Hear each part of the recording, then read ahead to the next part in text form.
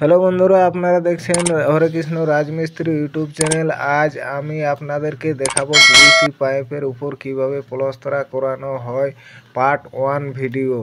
আপনাদের একটা জিনিস মনে রাখতে হবে, পিভিসি পাইপ যদি মাটির উপরে থাকে তাহলে আপনাদেরকে মাটির নিচ থেকে গর্ত করে সেখান থেকে গাঁথুনি করে পিভিসি পাইপের নিচে পর্যন্ত প্রথমে গাঁথুনি করতে হবে।